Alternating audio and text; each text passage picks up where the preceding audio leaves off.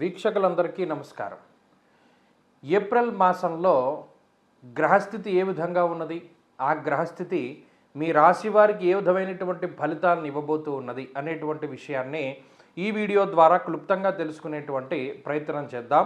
ముఖ్యంగా ఏప్రిల్ మాసంలో ఏ విధమైనటువంటి గ్రహస్థితి ఉండబోతూ ఉన్నది అంటే, ఈ మాసంలో గురుడు మిథున రాశి యందు సంచారం చేస్తారు, కేతువు సింహరాశి యందు సంచారం చేస్తారు, అలాగే కుంభరాశి యందు రాహు యొక్క సంచారం ఉంటుంది. అయితే ఈ ఏప్రిల్ ప్రారంభంలోనే 3వ తారీఖున కుజుడు కుంభరాశిని వదిలిపెట్టి మీనరాశిలోకి ఆయన యొక్క ప్రవేశం జరుగుతుంది. అలాగే ఈ మాసంలోనే బుధుడు 11వ తారీఖు నాడు ఆయన కుంభరాశిని వదిలిపెట్టి మీనరాశిలోకి ప్రవేశం చేస్తారు. అంటే కుజుడితో పాటుగా బుధుడు అక్కడే శనేశ్వరుడు రవి యొక్క సంచారం కూడా జరుగుతూ ఉన్నది. అంటే దాదాపుగా ఏప్రిల్ 15వ తారీఖు వరకు మరలా ఒక పంచగ్రహ కూటమి ఏర్పడుతుంది. చంద్రుడితోటి కలుపుకొని రవి, శని, అలాగే కుజుడు, బుధుడు, చంద్రుడు, ఈ 5 గ్రహాలతోటి మీనరాశి యందు పంచగ్రహ కూటమి ఏర్పడుతుంది. అలాగే 15వ తారీఖు ఏప్రిల్ నెలలో రవి మారిపోయి సింహ సంక్రమణం చేస్తారు, మేష సంక్రమణం చేస్తారు. మేషరాశిలోకి రవి వెళ్ళిపోతారు.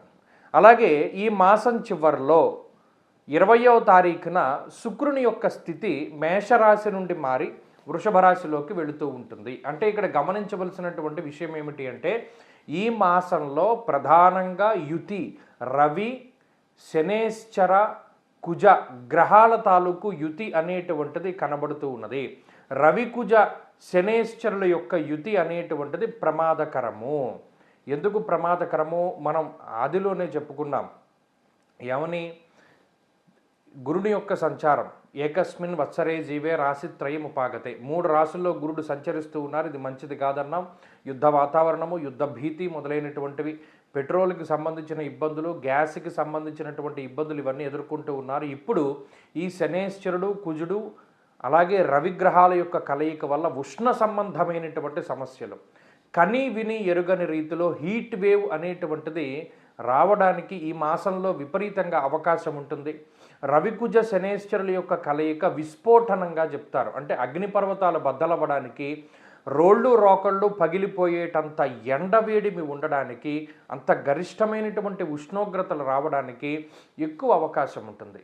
కాబట్టి విద్యుత్తుకి సంబంధించినటువంటి ప్రమాదాలకి, లేదా ఈ అగ్ని సంబంధమైనటువంటి ప్రమాదాలకి, కార్చిచ్చులకి, మరీ ముఖ్యంగా మనం పంచాంగ శ్రవణంలో కూడా చెప్పుకున్నాం, అడవిలో ఉండేటువంటి జంతువులకి ఇబ్బంది అని, అటువంటి వాటికి ఎక్కువ అవకాశం ఉంటుంది. కాబట్టి ఈ ఏప్రిల్ మాసంలో కొంచెం మనం ఈ విషయాల మీద దృష్టిని పెట్టుకొని అప్పుడు మన రాశి ఫలితాలని చూసుకోవాలి. మేషరాశి వారికి ఏప్రిల్ మాసం మిశ్రమమైనటువంటి మాసంగానే చెప్పవచ్చును. కారణం ఏమిటి అంటే, గ్రహాలన్నీ కూడా 12వ స్థానంలోకి కేంద్రీకృతం అవుతూ ఉన్నప్పుడు, అంటే శనేశ్వరుడు, కుజుడు, అలాగే రవిగ్రహము, బుధగ్రహము, ఈ 4 గ్రహాలు కూడా వ్యయస్థాన స్థితులై ఉన్నప్పుడు శుక్రుని యొక్క బలం ఒక్కటే ప్రధానంగా ఉంటుంది, గురుబలం లేదు. ఈ మాసంలో ఒకే ఒక్క గ్రహం రాహువు మాత్రమే ఈ రాశి వారికి అనుకూలంగా ఉన్నారు. ఇప్పుడు కాబట్టి మీరు గమనించండి, మార్చి నెలతో పోల్చుకుంటే మేషరాశి వారికి అనూహ్యమైనటువంటి మార్పులు ఈ ఏప్రిల్ నెలలో కలగబోతూ ఉన్నాయి. ప్రత్యేకించి 12వ స్థానమందు ఎప్పుడైతే శనేశ్వరుడు, కుజుడు, రవి అనేటువంటి గ్రహాల యొక్క కలయిక ఉంటుందో, స్వస్థాన నాశనం చైవ బంధురోగో ధనక్షయ అన్నారు. అలాగే వ్యయస్థానమందు చేరినటువంటి కుజుడు ఎక్కువ కాశరోగం, ప్రపీడనం అన్నారు. అంటే మీరు గమనించండి, వ్యయస్థానము అనేటువంటిది శయ్యాస్థానము అంటారు. అంటే ఇది నిద్రకి సంబంధించినటువంటి స్థానము, అలాగే ఖర్చుకి సంబంధించినటువంటి స్థానము, అలాగే ఒక వ్యక్తి సుఖవంతమైనటువంటి జీవనాన్ని గడపడానికి చాలా ముఖ్యంగా ఉపయోగపడేటువంటి స్థానము. ఆ స్థానముందు ఎప్పుడైతే పాపగ్రహాల యొక్క స్థితి ఉంటుందో, ఆ గ్రహాలు ఏ విధంగా ఇబ్బంది పెడతాయి? ప్రవాసం కార్యహాని స్యాత్ అన్నారు. అంటే స్థానచలనాన్ని కలగజేస్తుంది. ప్రధానంగా మేషరాశి వారు ఒక ప్రాంతాన్ని వదిలిపెట్టి వేరే ప్రాంతానికి వెళ్ళి నివాసం ఉండడానికి ఈ గ్రహస్థితి ఎక్కువగా అవకాశాన్ని కల్పిస్తుంది. రెండవ విషయం ఖర్చు. ఈ మాసమందు విపరీతమైనటువంటి ధన వ్యయం కలగడానికి అవకాశం ఉంటుంది. 3 నిద్రాసౌఖ్యం లేకపోవడము, అంటే సరైనటువంటి సమయానికి నిద్రపోకపోవడము లేదా నిద్ర పట్టకపోవడము అనేటువంటి విషయాలు ఎక్కువగా ప్రభావితాన్ని చూపిస్తూ ఉంటాయి. 4వది అనవసరమైనటువంటి ప్రయాణాలు చేయవలసి వస్తుంది. శరీరం అలసిపోయేటువంటి విధంగా ప్రయాణం చేయవలసినటువంటి పరిస్థితులు మేషరాశి వారికి రావచ్చును. అలాగే ఎక్కువగా ఈ రాశి వారు దృష్టిలో పెట్టుకోవలసినటువంటి విషయం ఏమిటి అంటే డీహైడ్రేషన్, ఎండ దెబ్బ తగిలేటువంటి రాసులు ఏవైతే ఉంటాయో అందులో ప్రధానంగా మేషరాశి వారు ఎక్కువగా ఉంటారు. కాబట్టి ఆ ఎండ వేడిమి అనేటువంటి దాని నుండి తగినటువంటి జాగ్రత్త చర్యలు తీసుకుంటూ ముందుకు వెళుతూ ఉండడము, అలాగే ఎక్కువ అలసిపోకుండా జాగ్రత్తగా ఉంటూ ఉండడము ఈ రాశి వారికి చెప్పదగినటువంటి సూచన. అలాగే ఈ మాసంలో ప్రత్యేకించి ఈ విధమైనటువంటి ప్రయాణాలు పెట్టుకోకూడదు.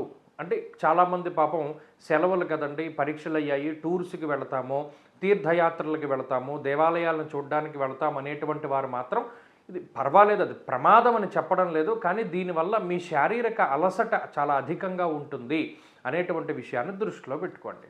అలాగే ఈ మాసమందు ఖర్చు అధికంగా ఉండడము, వ్యయ ప్రయాసాలు అధికంగా ఉండడం లాంటివి కనబడుతూ ఉన్నాయి. ఉద్యోగపరంగా ఈ మాసంలో ఎక్కువ శ్రమ పడవలసినటువంటి పరిస్థితులు మేషరాశి వారికి రాబోతూ ఉన్నాయి. ఇవన్నీ కూడా ఏంటి అంటే మనం ఏ విధంగా జాగ్రత్తగా ఉండాలి అనేటువంటి దానికి సంబంధించినటువంటి ఒక ప్రణాళిక పట్టిక. ఈ మాస ఫలితం అన్నది ఈ మాసంలో జాగ్రత్త పడవలసినటువంటి పరిస్థితులు ఎలా ఉన్నాయి, ఖర్చులు ఎలా ఉన్నాయి, ఆరోగ్యం ఎలా ఉంటుంది, వీటిని బట్టే. మరి ఇప్పుడు ఈ ఏర్పడేటువంటి పంచగ్రహ కూటమి కూడా ఈ రాశ్యాత్తు 12వ స్థానంలోనే ఏర్పడుతోంది కాబట్టి ఆ విషయం పట్ల కూడా జాగ్రత్తగా ఉండాలి. మరి ఈ మాసంలో ముఖ్యమైనటువంటి పనులేవి కూడా చేయకూడదు. అలాగే ఏదైనా ఉద్యోగ మార్పుకి అవకాశం ఉంటుంది, స్థానం మార్పుకి అవకాశం ఉంటుంది, దూరత్ర ప్రయాణం చేయడానికి అవకాశం ఉంటుంది. ఈ గ్రహస్థితి ప్రత్యేకించి దేశాంతరంలో ఉండేటువంటి విదేశస్తులకి ఎక్కువగా ఉపయోగపడుతూ ఉంటుంది.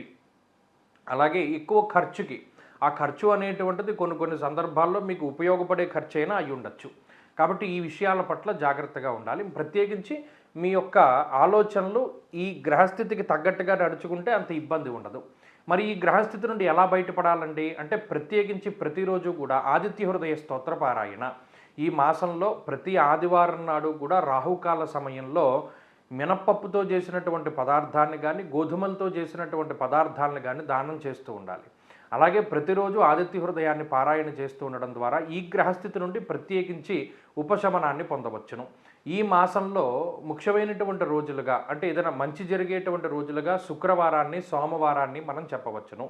ఈ వారంలో ఈ మాసంలో ఆ వారాల్లో ఏదైనా ముఖ్యమైనటువంటి పనులు పెట్టుకుంటే అవి సాఫీగా ముందుకు సాగుతూ ఉంటాయి. మేషరాశి వారికి ఏప్రిల్ మాసం మిశ్రమమైనటువంటి మాసంగానే చెప్పవచ్చును. కారణం ఏమిటి అంటే గ్రహాలన్నీ కూడా 12వ స్థానంలోకి కేంద్రీకృతం అవుతూ ఉన్నప్పుడు, అంటే శనేశ్వరుడు, కుజుడు, అలాగే రవిగ్రహము, బుధగ్రహము, ఈ 4 గ్రహాలు కూడా వ్యయస్థాన స్థితులై ఉన్నప్పుడు శుక్రుని యొక్క బలం ఒక్కటే ప్రధానంగా ఉంటుంది, గురుబలం లేదు. ఈ మాసంలో ఒకే ఒక్క గ్రహం రాహువు మాత్రమే ఈ రాశి వారికి అనుకూలంగా ఉన్నారు. ఇప్పుడు కాబట్టి మీరు గమనించండి, మార్చి నెలతో పోల్చుకుంటే మేషరాశి వారికి అనూహ్యమైనటువంటి మార్పులు ఈ ఏప్రిల్ నెలలో కలగబోతూ ఉన్నాయి. ప్రత్యేకించి 12వ స్థానమందు ఎప్పుడైతే శనేశ్వరుడు, కుజుడు, రవి అనేటువంటి గ్రహాల యొక్క కలయిక ఉంటుందో స్వస్థాన నాశనం చైవ బంధురోగో ధనక్షయ అన్నారు.